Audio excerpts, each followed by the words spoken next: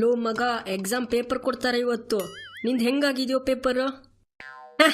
ಮಗ, ಹೆಂಗಾದ್ರೂ ಆಗ್ಲಿ, ಏನಾದ್ರೂ ಆಗ್ಲಿ, a single piece of paper can't decide my future.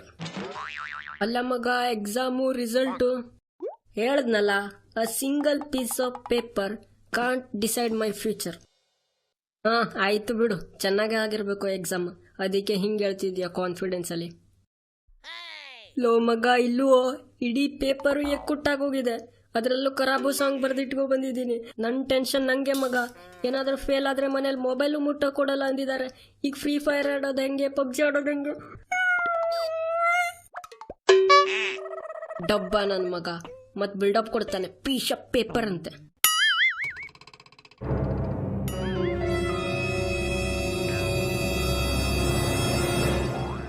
ಸರಿ ಮಕ್ಕಳೇ, ನಿಮ್ಗಿವತ್ತು ಗೊತ್ತಿದ್ದಂತ ಅಂದ್ಕೊಳ್ತಿದ್ದೀನಿ.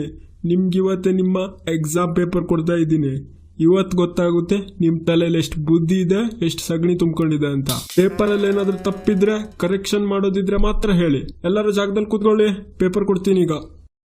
ಓ ದೇವ್ರೆ, ನಿನ್ನ ಎಕ್ಸಾಮ್ ಟೈಮಲ್ಲಿ ಮಾತ್ರ ನೆನ್ಪು ಮಾಡ್ಕೊಳ್ತೀನಿ ಅಂತ ತಿಳ್ಕೊಳ್ಬೇಡ. ನನ್ನ ಮೇಲೆ ಸಂದೇಹ ಪಡಲೇಬೇಡ. ದೇವ್ರೆ, ನಿಂಗೆ ಗೊತ್ತು ನಾನು ನಿನ್ನ ಭಕ್ತ, ಹಂಗೆ ನಿಂಗೆ ಇದು ಗೊತ್ತು ನಾನು ಪೇಪರಲ್ಲಿ ಬರೀ ಕ್ವಶನ್ನೇ ಬರ್ದಿಟ್ಕೊ ಬಂದಿದ್ದೀನಿ ಅಂತ. ಈಗ ನಿನ್ನ ಕೈಯಲ್ಲಿದೆ ದೇವ್ರೆ. ಓ my god, Maruti car pass ಮಾಡು ನನ್ನ ಪೇಪರು. ತಗೋ.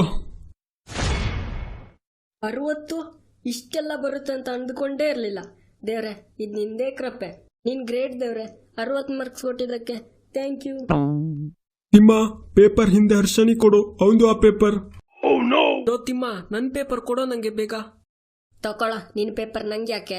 ಅದರಲ್ಲೂ ನೀ ಏನ್ ಕಿತ್ ಗುಡ್ಡೆ ಹಾಕಿಲ್ಲ, ಬರೀ 60 ಬಿದ್ದಿರೋದು ನಿಂಗೆ. ಸರ್, ನೀವು ನನ್ ಪೇಪರ್ ಕೊಡಿ ಸರ್, ಅವಂದೆಲ್ಲ ಪೇಪರ್ ನಂಗೆ ಯಾಕೆ ಕೊಡ್ತೀರಾ? ಯಾಕೆ ಪುಟ್ಟ ಅಷ್ಟು ಅರ್ಜೆಂಟು? ಏನ್ ಔಟ್ ಆಫ್ ಔಟ್ ತಗೊಂಡಿದ್ದೆ ಅಂತ ತಿಳ್ಕೊಂಡಿದ್ಯಾ? ತಕೊ ನಿನ್ ಪೇಪರ್, 0 ನಿಂಗೆ. ಏನು 0ನಾ? ಸರ್, ಏನೋ ಮಿಸ್ಟೇಕ್ ಆಗಿರ್ಬೇಕು ಸರ್, ಸ್ವಲ್ಪ ನೋಡಿ. ಆಗಿದೆ, ಮಿಸ್ಟೇಕು ಆಗಿದೆ. ನೀನು ನಮ್ಮ ಸ್ಕೂಲಿಗೆ ಬಂದಿದ್ದೇ ಮಿಸ್ಟೇಕು, ನೀನು ಎಕ್ಸಾಮ್ ಬರೀಲಿ ಕೂತಿದ್ದು ಮಿಸ್ಟೇಕು, ನೀನು ಹುಟ್ಟಿದ್ದು ಮಿಸ್ಟೇಕೆ. ಕ್ವಶನ್ ಕೆಳಗಡೆ ಬರೀ ಕ್ವಶನ್ನೇ ಬರ್ದಿಟ್ರೆ ಏನ್ 100ಕ್ಕೆ 100 ಅಂಕ ಕೊಡ್ಬೇಕಾ ನಿಂಗೆ? ಸುಮ್ಮನೆ ಕೂತ್ಕೋ ಈಗ. ಲೋ ಮಗ, ನಿನ್ ಎಕ್ಸಾಮ್ ಹೆಂಗಾಗಿದೆಯೋ ಈ ಸಲ? ನೀನ್ ಬಿಡು, ಒಳ್ಳೆಯನ್ನೇ ಮಾಡಿರ್ತೀಯ, ಟಾಪರ್ ಅಲ್ವಾ? ಲೋ ಮಗ, ಏನೋ ಹಿಂಗೆ ಹೇಳ್ತಿದ್ಯಾ? ಈ ಸಲದ ಪೇಪರ್ ನನ್ನ ಜೀವನದ ವರ್ಸ್ಟ್ ಪೇಪರ್ ಮಗ. ಸೆಕೆಂಡ್ ಮೇನಲ್ಲಿ ಕ್ವಶನ್ ನಂಬರೇ ಹಾಕೋಕ್ ನೆನಪಿಲ್ಲ ಮಗ, ಅಷ್ಟು ರಾಂಗ್. ಅಷ್ಟೇ ಅಲ್ಲ ಗುರು, ಪೈಥಾಗೋರಸ್ ಥಿಯರಂ ಬರೆಯೋಲಿ ಫಂಡಮೆಂಟಲ್ ಥಿಯರಂ ಬರ್ದಿಟ್ಟಿದ್ದೀನಿ. ಇನ್ನು ಟ್ರಿಗ್ನೋಮೆಟ್ರಿ ಕೊಟ್ಟಿದ್ರಲ್ಲ, ಬರೀಲೇ ಇಲ್ಲ ಮಗ ಅದು. ಜಾಮೆಟ್ರಿನಾದ್ರೂ ಬರ್ದೆ ಅಂತ ಅಂದ್ಕೊಂಡಿದ್ರೆ ಮನೆಗೆ ಹೋಗಿ ನೋಡಿದ್ರೆ ಎಲ್ಲ ಉತ್ತರನೂ ತಪ್ಪು ಮಗ. ಈ ವರ್ಷದ ಪೇಪರ್ ಮಗ ಸಿಕ್ಕಾಪಟ್ಟೆ ವರ್ಸ್ಟ್ ಪೇಪರ್ ಮಗ. ಉಪ್ಪಿನಕಾಯಿ ಹಾಕೊಂಡು ನೆಕ್ಕೋಕು ಯೂಸ್ ಇಲ್ಲ. ಆ ಮಗ, ಸರಿನೇ ಹೇಳ್ತಿದ್ಯಾ ನೀನು, ಈ ಸಲ ಪೇಪರ್ ಹೊಗೆನೆ. ತಗೋ ರಾಜು, ಗುಡ್. ಪ್ರತಿ ವರ್ಷದ ತರ ನೀನು ಈ ಸಲನೂ ಚೆನ್ನಾಗಿ ಮಾಡಿದ್ಯಾ, 95 ಮಾರ್ಕ್ಸ್ ತಗೊಂಡಿದ್ಯಾ. ನಾನು ಹೇಳಿದ್ನಲ್ಲ ಮಗ ನಿಂಗೆ, 5 ಮಾರ್ಕ್ಸ್ ಎಲ್ಲೋಯ್ತು ಅಂತಾನೆ ಗೊತ್ತಾಗ್ತಿಲ್ಲ. ಡಬ್ಬ ನನ್ನ ಮಗನೇ. ಸುಳ್ಳೇ ಸುಳ್ಳು, ಈ ಭೂಮಿ ಮ್ಯಾಲೆ ಎಲ್ಲ ಸುಳ್ಳು. ಸುಳ್ಳೇ ಸುಳ್ಳು, ಈ ಭೂಮಿ ಮ್ಯಾಲೆ ಎಲ್ಲ ಸುಳ್ಳು. ನಿನ್ ಮಾರ್ಕ್ಸ್ ಎಷ್ಟೇ? ಫಸ್ಟ್ ನೀನ್ ಹೇಳು, ಆಮೇಲೆ ನಾನು ಹೇಳ್ತೀನಿ, ಓಕೆನಾ? ಇಲ್ಲ, ಫಸ್ಟ್ ನೀನೇ ಹೇಳ್ಬೇಕು. ನಂದು 97, ನಂದು 93 ಕಣೆ. ಕಡಿಮೆ ಮಾರ್ಕ್ಸ್ ತಗೊಂಡು ನಾನೇನ್ ಮಾಡ್ಲಿ? ನಮ್ಮನೆ ಲವ್ಲಕ್ಕಿ ಹಾಕೋಕು ಉಪಯೋಗಿಸಕ್ಕಾಗಲ್ಲ. ಮಗ, ಎಷ್ಟು ಕೊಟ್ಟ ಬಾಂಡ್ಲಿ? 37. ನಿಂಗೆ 36. ಮಗ, ನಾವು ಪಾಸ್ ಆದ್ವಿ. ಒಂದ್ ಕೆಲಸ ಮಾಡೋಣ, ಇಡೀ ಊರಿಗೂ ಸ್ವೀಟೇ ಕೊಟ್ಬಿಡೋಣ. ಸ್ವೀಟ್ ಬೇಡ, ಎಗ್ ಪಪ್ಸೇ ಕೊಟ್ಬಿಡೋಣ. ಹಂಗೆ ನಮ್ಮನೆ ನಾಯಿ, ನಿಮ್ಮನೆ ನಾಯಿ, ಪಕ್ಕದ ಮನೆ ನಾಯಿ, ಊರಲ್ಲಿರೋ ಕ್ರಿಮಿ ಕೀಟ ಎಲ್ಲಕ್ಕೂ ಪಾರ್ಟಿ ಕೊಟ್ಬಿಡೋಣ. ತಗೋ ನೀನ್ ಪೇಪರ್, ಚೆಕ್ ಮಾಡ್ಕೊ.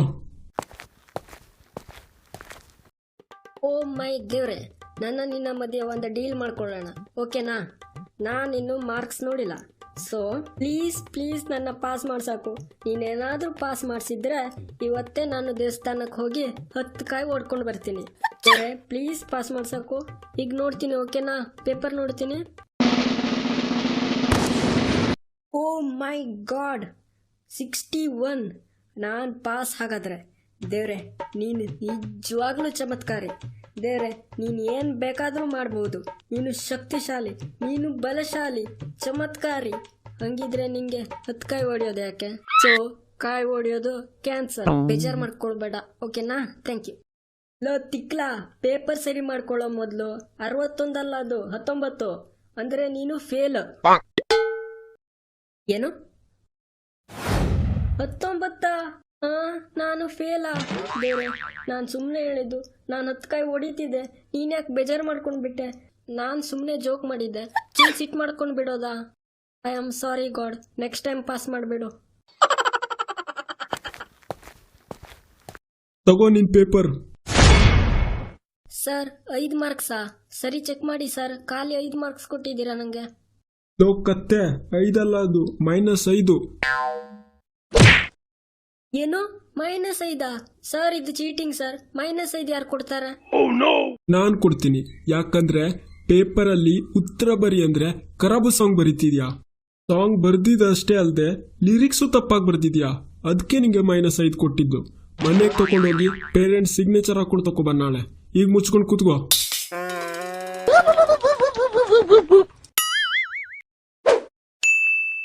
ಅರೆ ಯಾರ್, 34 ಮತ್ತು 1 ಮಾರ್ಕ್ಸ್ ಬಂದಿದ್ರೆ 35 ಆದರೂ ಆಗ್ತಿತ್ತು. ನಾನು ಪಾಸ್ ಆದರೂ ಆಗ್ತಿದ್ದೆ. ಶಿಟ್, ಏನು ಮಾಡಲಿ?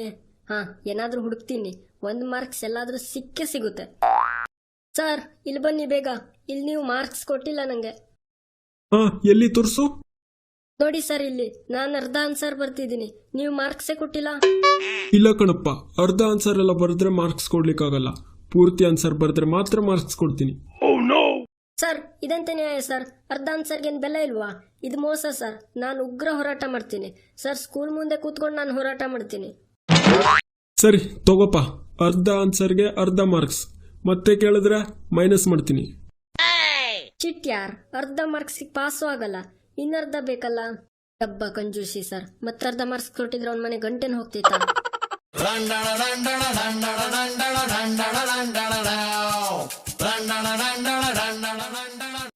ಮಗ, ಇವತ್ ಸರ್ ಎಕ್ಸಾಮ್ ರಿಸಲ್ಟ್ ಕೊಡ್ತೆ ಅಂತ ಹೇಳಿದ್ದ. ಹಾ ಹೌದು, ಏನಾಯ್ತೀಗ? ಏನಾಯ್ತಾ? ಡಬ್ಬ ನನ್ ಮಗನೇ, ಹೆದರಿಕೆ ಆಗ್ತಿಲ್ವಾ ನಿಂಗೆ? ಲೋ, ಲಾಸ್ಟ್ ಟೈಮೇ ಹೇಳಿದ್ನಲ್ಲ ನಿಂಗೆ, a single piece of paper can't decide my future ಅಂತ. ಲೇ, ಹಂಗಲ್ಲ ಕಣೋ, ಹಂಗೂ ಅಲ್ಲ ಹಿಂಗೂ ಅಲ್ಲ, ಸುಮ್ಮನೆ ಕೂತ್ಕೋ. ಆಯ್ತು ಮಗ, ಸರಿ. ನಿನ್ನ ನೋಡಿದ್ರೆ ಸಿಕ್ಕಾಪಟ್ಟೆ ಕಾನ್ಫಿಡೆನ್ಸ್ ಅಲ್ಲಿ ಇರೋ ತರ ಕಾಣಿಸ್ತಿದೆ. ಸರ್ ಬರೋ ತನಕ ಏನಾದ್ರೂ ಎಂಟರ್ಟೈನ್ಮೆಂಟ್ ಮಾಡೋ. ಡಬ್ಬ ಸರ್ ಎಷ್ಟೊತ್ತಿಗೆ ಬರ್ತಾನೇನೋ, ಮೊದಲೇ ಬೋರ್ ಹೊಡಿತಿದೆ. ಸರಿ, ನೀನಿಷ್ಟು ಕೇಳ್ಕೊಳ್ತಿದ್ಯಲ್ಲ, ಈಗ ನೋಡು ನನ್ನ ಒಳಗಿದ್ದ ರಿಪೋರ್ಟರ್ ರಾಜಣ್ಣನ ಹೆಂಗ್ ಹೊರಗೆ ತೆಗಿತೀನಿ ಅಂತ.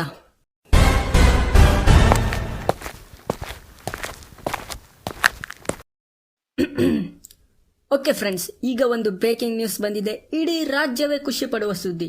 ಅದು ಅಂತಿಂತ ಸುದ್ದಿ ಅಲ್ಲ, ನಾವಿನ್ನು 1 ವಾರದಿಂದ ಕಾಯ್ತಾ ಇದ್ದಂತ ಸಮಯ ಈಗ ಬಂದಿದೆ. ಅದೇನಂದ್ರೆ ನಮ್ಮ ಡಬ್ಬ ಎಕ್ಸಾಮ್ನ ಡಬ್ಬ ರಿಸಲ್ಟ್. ಇನ್ನು ಸ್ವಲ್ಪ ಸಮಯದಲ್ಲಿ ಅದು ನಮ್ಮ ಮುಂದೆ ಇರಲಿದೆ. ಅದಕ್ಕೂ ಮೊದಲು ನಮ್ಮ ಅಭ್ಯರ್ಥಿಗಳು, ಅಂದರೆ ನಮ್ಮ ಪ್ರಿಯ ವಿದ್ಯಾರ್ಥಿಗಳು, ಮುಂದಿನ IAS officers, cricketers, dancers, doctors, ಹಾಗೆ ಸೈಂಟಿಸ್ಟ್ ಹಾಗೂ ಸ್ವಲ್ಪ ಜನ ತಿರ್ಬೋಕಿಗಳು ಎಲ್ಲರೂ ಇಲ್ಲೇ ಇದ್ದಾರೆ. ಅವರನ್ನ ಈಗ ಮಾತಾಡ್ಸೋಣ, ಹಾಗೆ ಅವರ ಅಭಿಪ್ರಾಯ ಏನು ಅಂತ ತಿಳಿಯೋಣ. ಬನ್ನಿ. ಓಕೆ, ಮೊದಲನೇದಾಗಿ ಹರೀಶ್ ನಮ್ಮ ಮುಂದೆ ಇದ್ದಾರೆ. ಹರೀಶ್ನವರೇ, ನಿಮಗೆ ತಿಳಿದಂತೆ ಇವತ್ತು ರಿಸಲ್ಟ್ನ ದಿನ. ಇನ್ನು 1 ತಾಸಲ್ಲಿ ನೀವು ಫೇಲ್ ಆಗಿದ್ದೀರಾ ಅಂತ, ಸಾರಿ, ನಿಮ್ಮ ರಿಸಲ್ಟ್ ಏನು ಅಂತ ಗೊತ್ತಾಗಲಿದೆ. ಇದರ ಬಗ್ಗೆ ನಿಮ್ಮ 1-2 ಮಾತನ್ನ ಹೇಳಬೇಕಾಗಿ ವಿನಂತಿ. ಹಸಿವಾಗ್ತಿದೆ ಅಂದ್ರೆ ಊಟ ಮಾಡಲೇಬೇಕು, ನಿದ್ದೆ ಬರ್ತಿದೆ ಅಂದ್ರೆ ನಿದ್ದೆ ಮಾಡಲೇಬೇಕು, ದೊಡ್ಡವರಾಗಿದ್ದೀವಿ ಅಂದ್ರೆ ಸ್ಕೂಲಿಗೆ ಹೋಗ್ಲೇಬೇಕು, ಎಕ್ಸಾಮ್ ಬರ್ದಿದ್ದೀವಿ ಅಂದ್ರೆ ರಿಸಲ್ಟ್ ಬರಲೇಬೇಕು. ವಾ ವಾ ವಾ ವಾ ವಾ ವಾ ವಾ. ಎಂತ ವಾವಾ? ಎಂತ ವಾವಾ? ಅದೆಲ್ರಿಗೂ ಗೊತ್ತು. ಹೊಸದೇನಾದ್ರೂ ಹೇಳು. ಹೊಸದೇನಿಲ್ಲ, ಎಕ್ಸಾಮ್ ಆಗಿರೋ ಖುಷಿಗೆ ಎಲ್ರಿಗೂ ಪಾರ್ಟಿ ಕೊಡಿಸ್ತೀನಿ. ಓ ಮೈ ಗಾಡ್, ರಿಯಲಿ? ಹಾ, ಆದ್ರೆ ನಿಮ್ಮ ದುಡ್ಡು ನೀವೇ ಕೊಡಬೇಕು. ಹಟ್, ಇದೆಂತ ಪಾರ್ಟಿ ನಿಂದು? ಕುತ್ಕೊಂಡ್ ಮುಚ್ಕೊಂಡು. ಓಕೆ, ಪ್ರದೀಪ್ ಸರ್ ಇದ್ದಾರೆ ನಮ್ಮ ಜೊತೆ. ಇವ್ರೇನ್ ಬೊಗಳ್ತಾರಂತ ಈಗ ನೋಡೋಣ. ಓಕೆ ಪ್ರದೀಪ್ ಸರ್, ನಿಮ್ಮ ಅಮೂಲ್ಯವಾದ ಮಾತನ್ನು ಹೊರಗಡೆ ಹಾಕಿ. ನೋಡಿ, ನಾನ್ ಹೇಳೋದಿಷ್ಟೇ. ಆಡೋನಿಗೆ ಗೊತ್ತು ಆಟ, ನೋಡೋನಿಗೆ ಗೊತ್ತು ನೋಟ. ರಿಸಲ್ಟ್ ಏನಾಯ್ತು ಅಂತ ಕೇಳೋರಿಗೇನು ಗೊತ್ತು, ಎಕ್ಸಾಮ್ ಬರ್ದೋರ್ ಕಷ್ಟ. ವೀಕ್ಷಕರಲ್ಲೇ ಕೇಳ್ಕೊಳ್ಳೋದಿಷ್ಟೇ. ರಿಸಲ್ಟ್ ಏನಾದ್ರೂ ಆಗ್ಲಿ, ಹೆಂಗಾದ್ರೂ ಬರ್ಲಿ, ಪಾಸ್ ಆದ್ರೆ ಪಾರ್ಟಿ ಮಾಡಿ, ಫೇಲ್ ಆದ್ರೆ ರೀ ಎಕ್ಸಾಮ್ ಬರೀರಿ. ಸೊ ಸಂಬಂಧಿಕರಲ್ಲಿ ವಿನಂತಿ, ಮನೆಗೆ ಫೋನ್ ಮಾಡಿ ರಿಸಲ್ಟ್ ಏನಾಯ್ತು ಪಾಸಾ ಅಂತ ಕೇಳಬೇಡಿ. ಹಾಗೆ ಹುಡುಗಿರಲ್ಲಿ 98%, 99% ಬಂದ್ರೆ ಒಳ್ಳೇದು, ಉತ್ತಮ, ಅತ್ಯುತ್ತಮ. ಆದರೆ ಅದನ್ನ ತೆಗೆದು ಸ್ಟೇಟಸ್ ಅಲ್ಲಿ ಹಾಕಿ ಓನ್ಲಿ 98% ಸ್ಯಾಡ್ ಇಮೋಜಿ ಅಂತ ವಾಟ್ಸಪ್ ಸ್ಟೇಟಸ್ ಹಾಕಿ ಶೋಕಿ ಮಾತ್ರ ಮಾಡಬೇಡಿ. ಇದು ಆಕ್ಚುಲಿ ಚೆನ್ನಾಗಿರೋದು. ಇದಿಷ್ಟು ನನ್ನ ಬಯಕೆ. ಧನ್ಯವಾದ. ಓಕೆ, ಈಗ ನಮ್ಮ ಉತ್ತಮ ಸ್ನೇಹಿತರಾದ ರಮೇಶ್ ಅವರ ಬಳಿ ಕೇಳೋಣ. ಅವರ ಅನಿಸಿಕೆಗಳೇನು? ನೋಡೋಕೇನೋ 1.5 GB ನೆಟ್ ಖಾಲಿ ಹಾಕೊಂಡು ತಲೆ ಮೇಲೆ ಕೈ ಇಟ್ಕೊಂಡು ಕೂತ್ಕೊಂಡಿದ್ದವ್ರ ತರ ಕಾಣಿಸ್ತಾ ಇದ್ದಾರೆ. ಅವರ ಈ ದುಃಖಕ್ಕೆ ಕಾರಣವೇನು ಅಂತ ಕೇಳೋಣ ಈಗ. ಹಲೋ ರಮೇಶ್ ಅವರೇ, ನಿಮ್ಮ ದುಃಖಕ್ಕೆ ಕಾರಣವಾದರೂ ಏನು? ಯಾರಿಗೇಳೋಣ ನಮ್ಮ ಪ್ರಾಬ್ಲಮ್ಮು? ಹುಡುಗರ ನೋವಿಗೆ ಇಲ್ಲ ಮುಲಾಮು. ಸ್ನೇಹಿತರೆ, ನಮ್ಗನ್ಸುತ್ತೆ ಇವರು ತುಂಬಾ ದುಃಖದಲ್ಲಿದ್ದಾರೆ. ಇವರನ್ನ ಡಿಸ್ಟರ್ಬ್ ಮಾಡೋದು ಬೇಡ. ಮುಂದೆ ಹೋಗೋಣ ಮತ್ತು ವಿಚಿತ್ರ ಪ್ರಾಣಿಗಳು ಸಿಗ್ತಾರೆ, ಅವರನ್ನ ಮಾತಾಡ್ಸೋಣ ಬನ್ನಿ.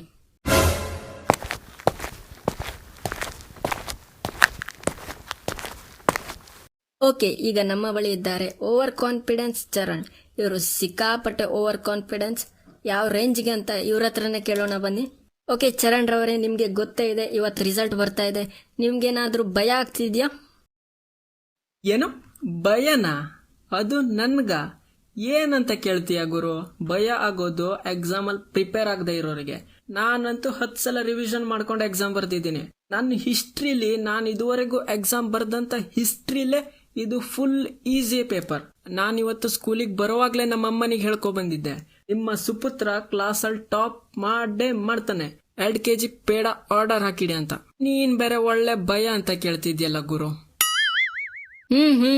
ಲಾಸ್ಟ್ ಟೈಮು ನೀನು ಹಿಂಗೆ ಭಾಷಣ ಬಿಗ್ದು ಫೇಲ್ ಆಗಿದೆ, ಗೊತ್ತಿದ್ಯಾ ಅಣ್ಣ? ಅದು ಲಾಸ್ಟ್ ಟೈಮ್ ಆ ಸರ್ ಬೇಕಂತಾನೆ ಹಂಗ್ ಮಾಡಿದ್ರು. ನಾನು ಪ್ರಿನ್ಸಿಪಲ್ ಹತ್ರ ಕ್ಲಾಸಲ್ಲಿ ಸರ್ ಮಲಗ್ತಾರ ಅಂತ ಕಂಪ್ಲೇಂಟ್ ಕೊಟ್ಟಿದ್ನಲ್ಲ, ಅದಕ್ಕೆ ಆ ಸರ್ ಹಂಗ್ ಮಾಡಿದ್ದು. ಈ ಸಲ ನೋಡು ನಿನ್ ರಿಸಲ್ಟ್, ಈ ಸಲ ನಂದೇ ಹಾವಳಿ. ಗೊತ್ತು ಬಿಡು, ನಾನು ನೋಡ್ತೀನಿ. ಓಕೆ, ಇನ್ನೇನು ಸರ್ ಬರೋದಕ್ಕೆ ಒಂದು 5 ನಿಮಿಷ ಬಾಕಿ ಇದೆ. ಅಷ್ಟರಲ್ಲೇ ನಮ್ಮ ಕೊನೆಯ ಅಭ್ಯರ್ಥಿಯಾದ ಹರೀಶ್ ನಮ್ಮ ಜೊತೆ ಇದ್ದಾರೆ.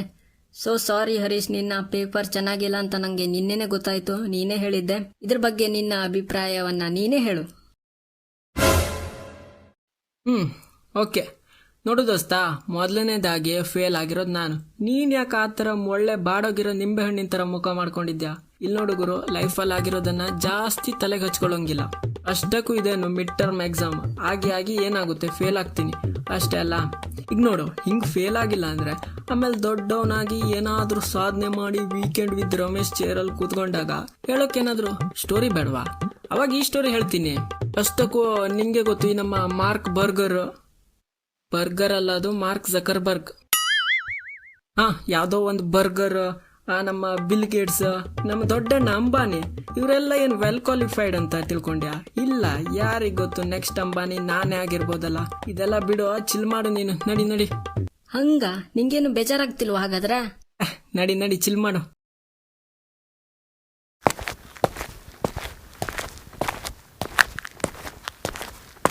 ಓಕೆ ಫ್ರೆಂಡ್ಸ್, ಇದಾಗಿತ್ತು ನಮ್ಮ ತರ್ಲೆ ಕ್ಲಾಸ್ನ ತರ್ಲೆ ಸ್ಟೂಡೆಂಟ್ಸ್ಗಳ ತರ್ಲೆ ಆನ್ಸರ್ಗಳು. ನಾನೇನು ಹೇಳೋದಂದ್ರೆ, ನಿಮ್ದೇನಾದ್ರೂ ಇನ್ನು ಎಕ್ಸಾಮ್ ನಡೀತಿದೆ, ಎಕ್ಸಾಮ್ ಬಾಕಿ ಇದೆ ಅಂತ ಇದ್ರೆ ಸ್ವಲ್ಪನೂ ಟೆನ್ಷನ್ ತಗೊಳ್ಬೇಡಿ, ಸ್ಟ್ರೆಸ್ ಅಂತೂ ಮಾಡ್ಕೊಳ್ಳೇಬೇಡಿ. ಎಷ್ಟಾಗುತ್ತೋ ಅಷ್ಟು ಕಷ್ಟಪಟ್ಟು ಓದಿ, ಪೂರ್ತಿ 100% ಟ್ರೈ ಮಾಡಿ ಒಳ್ಳೆ ಮಾರ್ಕ್ಸ್ ತಗೊಳ್ಳಿಕ್ಕೆ. ಇನ್ನು ಎಕ್ಸಾಮ್ ಆಗಿ ರಿಸಲ್ಟ್ ವೇಟ್ ಮಾಡ್ತಾ ಇದ್ರೆ ಅಥವಾ ರಿಸಲ್ಟ್ ಬಂದಾಗಿದ್ರೆ ಈಗ್ಲೂ ಟೆನ್ಷನ್ ತಗೊಳ್ಳೋ ಅವಶ್ಯಕತೆ ಇಲ್ಲ. ಯಾಕಂದ್ರೆ ನಮ್ ಚಿರು ಅಣ್ಣನೇ ಹೇಳಿಲ್ವಾ, ಆಗುದೆಲ್ಲ ಆಗಲಿ ಹಾಯಾಗಿರು. ರಿಸಲ್ಟ್ ಚೆನ್ನಾಗಿ ಬಂದ್ರು ಓಕೆ, ಚೆನ್ನಾಗಿ ಬಂದಿಲ್ಲ ಅಂದ್ರೂ ಓಕೆ. ಚೆನ್ನಾಗಿ ಬಂದಿಲ್ಲ ಅಂದ್ರೆ ನೆಕ್ಸ್ಟ್ ಟೈಮ್ ಮಾತ್ರ ಒಳ್ಳೇದಾಗಿ ಪ್ರಿಪೇರ್ ಮಾಡ್ಕೊಂಡು ಎಕ್ಸಾಮ್ ಬರೀರಿ. ಓಕೆ, ಇಷ್ಟ ಹೇಳ್ತಾ ಈ ವಿಡಿಯೋನ ಎಂಡ್ ಮಾಡ್ತೀನಿ. ಓಕೆ, ಕೊನೆಯದಾಗಿ ಒಂದು ರಿಕ್ವೆಸ್ಟ್, ನಿಮ್ಗೆ ಗೊತ್ತು ಬೇಸಿಗೆ ಕಾಲ ಸಿಕ್ಕಾಪಟ್ಟೆ ಬಿಸಿಲು ಸಿಕ್ಕಾಪಟ್ಟೆ ದಣಿವು. ನಮ್ಗೇನಾದ್ರೂ ದಣಿವಾದ್ರೆ ನಾವು ಆರಾಮಾಗಿ ನೀರು ತಗೊಂಡು ಕುಡಿತೀವಿ. ಬಟ್ ಪಕ್ಷಿಗಳಿಗೆ ಮತ್ತೆ ಪ್ರಾಣಿಗಳಿಗೆ ಈ ಬೇಸಿಗೆ ಕಾಲದಲ್ಲಿ ತುಂಬಾನೇ ದಣಿವಾಗುತ್ತೆ. ಸೊ ಒಂದ್ ಚಿಕ್ಕ ಪಾತ್ರೆಯಲ್ಲಿ ನೀರು ಹಾಕಿ ನಿಮ್ಮನೆ ಟೆರ್ರಸ್ ಮೇಲೆ ಅಥವಾ ಕಾಂಪೌಂಡ್ ಮೇಲೆ ಇಡಿ. ಸೊ ಮೇಲೆ ಹಾರಾಡ್ತಾ ಇರೋ ಪಕ್ಷಿಗಳಿಗೆ ದಣಿವು ಆದ್ರೆ ನೋಡಿದ್ರೆ ಬಂದು ಕುಡ್ಕೊಂಡು ನಿಮ್ಗೂ ಥ್ಯಾಂಕ್ಸ್ ಹೇಳ್ಕೊಂಡು ಹೋಗುತ್ತೆ.